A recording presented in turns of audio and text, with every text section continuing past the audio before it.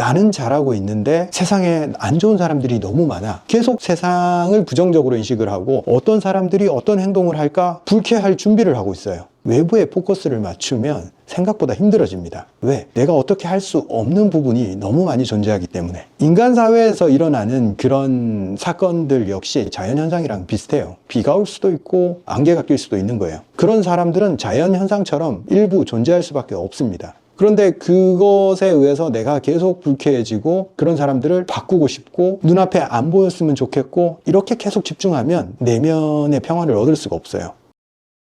안녕하십니까, 이승훈 원장입니다. 제가 영상을 올리고 댓글에 일일이 답은 못 달아드리지만 댓글들을 쭉 읽어보면서 사람들이 이렇게 받아들이고 있구나, 그리고 삶에서 조그만 질서들을 만들고 해야 될 일들을 반복해 나가고 있구나 하면서 정말 뿌듯함을 느낍니다.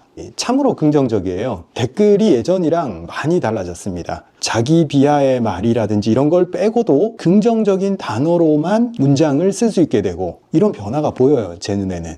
얼마나 좋습니까? 무의식적으로 그런 말투, 그런 생각들이 계속 불쑥불쑥 올라온단 말이에요. 그래서 우리는 부정적인 말들을 의식적으로 안 하려고 노력을 하고 그걸 어떻게 긍정적인 단어로 변환을 시킬까? 그렇게 했을 때 본인의 사고방식이 변한다는 것을 느낄 거예요.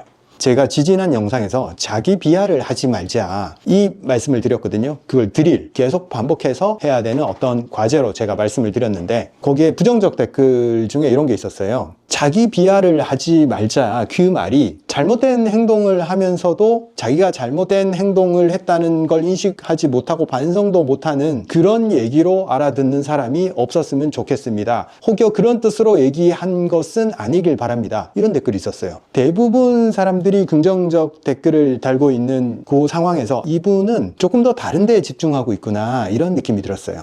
사실 우리가 외부를 고치려고 하는 것은 상당히 힘든 일입니다. 무례하고 버릇없고 폭력적인 사람들 세상에 많이 존재하죠. 그런데 우리 자신의 문제를 해결하는 데 있어서 외부에 집중을 너무 높여놓으면 문제의 원인이 항상 외부에 있다라는 생각으로 자꾸 귀결이 됩니다. 나는 잘하고 있는데 세상에 안 좋은 사람들이 너무 많아. 계속 세상을 부정적으로 인식을 하고 어떤 사람들이 어떤 행동을 할까 불쾌할 준비를 하고 있어요. 외부에 포커스를 맞추면 생각보다 힘들어집니다. 왜? 내가 어떻게 할 수 없는 부분이 너무 많이 존재하기 때문에. 인간 사회에서 일어나는 그런 사건들 역시 자연현상이랑 비슷해요. 비가 올 수도 있고 안개가 낄 수도 있는 거예요. 그런 사람들은 자연현상처럼 일부 존재할 수밖에 없습니다. 그런데 그것에 의해서 내가 계속 불쾌해지고 그런 사람들을 바꾸고 싶고 눈앞에 안 보였으면 좋겠고 이렇게 계속 집중하면 내면의 평화를 얻을 수가 없어요. 고사에도 이런 말이 있잖아요. 수신제가 치국평천하. 순서는 항상 나로부터 비롯돼야 돼요.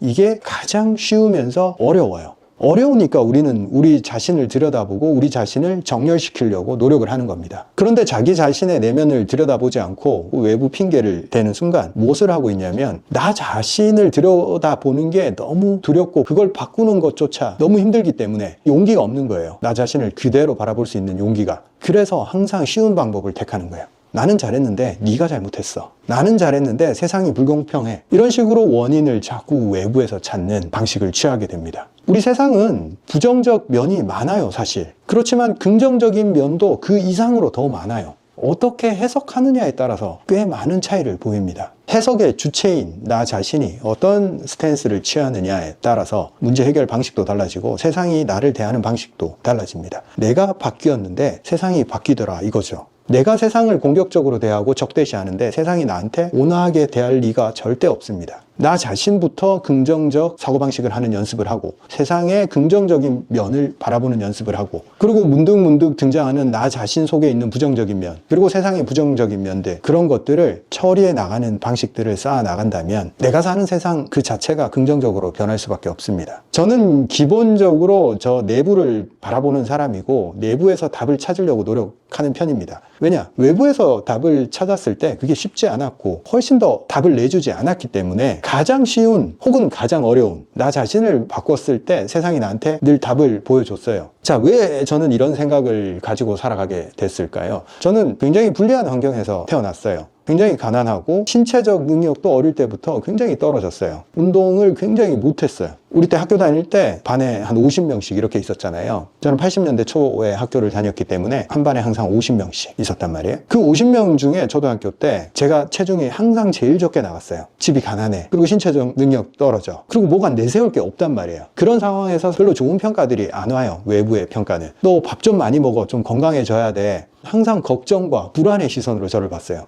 허약하고 자신감이 없고 좀 주눅이 들어 있었기 때문에 별로 좋은 평가들이 없었어요. 그럼에도 불구하고 저는 이상하게 그런 외부의 평가에 별로 흔들리진 않았어요. 희한하게도. 저는 어릴 때부터 이런 판단을 했어요. 저건 저 사람들의 생각이구나. 그리고 어떤 외부 평가에 의해서 내 기분이 좌우된다면 내가 살아나가기 힘들겠구나. 그래서 외부 평가보다 계속 반복되게 줄 수 있는 것은 내부에서 나올 수 있다. 내가 나를 정의하면 견뎌낼 수 있겠다. 출발선이 많이 뒤처져 있고 신체적, 육체적 능력도 떨어지고 외모도 뛰어나지 않고 뭐 가진 게 별로 없어. 근데 내부에서 나는 할 수 있어. 나는 무언가를 해결할 거야. 왜? 가진 게 별로 없으니까 앞으로 나아가려면 하나하나 해결해 볼 수밖에 없잖아요. 그 시절은 친절한 시절이 아니었어요. 문제를 도와주는 사회적 시스템이 없었어요. 개인을 도와주는. 어떤 개인이 불리한 환경, 출발선이 좀 늦었다 생각을 했을 때 해법은 외부에 있지 않아요. 내부에서 조금씩 자기 효용감을 쌓아 나가야 됩니다. 그래서 세상에서 일어나는 일들에 대한 해법을 내 속에서 먼저 찾아야 돼요. 세상을 대하는 방식. 누군가한테 배우지도 못했고 자신감을 부여받지도 못했지만 스스로 만들어 나가야 되고 내가 교육받거나 나한테 주입된 그 부정적 사고방식, 그걸 하나씩 제거해 나가야 됩니다. 부정적 사고방식 얘기가 나와서 말인데 가난한 집안에서 태어난 사람, 여유 있는 집안에서 태어난 사람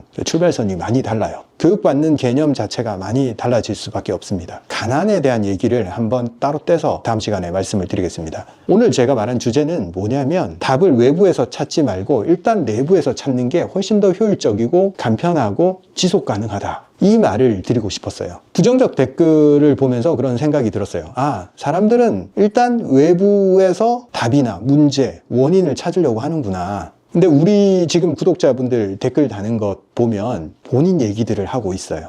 본인한테 일단 집중하고 있다는 거죠. 흐트러지면 안 됩니다. 내가 어떻게 태어나서, 혹은 내가 키가 작아서, 혹은 내 남편이 나를 괴롭혀서 이런 식으로 외부에서 찾다 보면 문제 해결을 거의 못합니다. 일단은 내가 사고하는 방식, 내가 세상을 바라보는 방식, 나 자신을 대하는 방식, 여기에 먼저 집중을 해야 돼요. 일단 바꿀 수 있는 게 그것부터예요. 자기 비하를 하지 말자. 이 말에만 집중해야 돼요. 다른 사람이 자기 비하를 하든 다른 사람을 비하를 하든 집중해야 됩니다. 내가 나를 어떻게 대하고 있는지부터 먼저 시작해야 됩니다. 자, 오늘의 드릴입니다. 다시 한번 우리가 연습을 하자고요. 하루 종일 자기 비하를 하지 말고 자기한테 어떤 식으로 긍정적으로 대할 수 있는지 연습을 해보자고요. 자기 비하의 말들. 아, 난 오늘도 게을러. 난 왜 이러지? 머리로는 아는데 나한텐 너무 어려워. 자기를 규정하는 그 말투. 비하까지 아니더라도 자기 한계를 규정하는 이 말투조차도 우리는 발견해야 됩니다. 그걸 하지 않아도 나 자신은 온전히 존재한다는 그 사실을 알아야 됩니다. 그걸 한번 반복해 보자고요. 계속적으로 나를 비하하거나 나를 가두는 그런 말투를 쓰고 있지 않는지 발견하고 멈추자고요.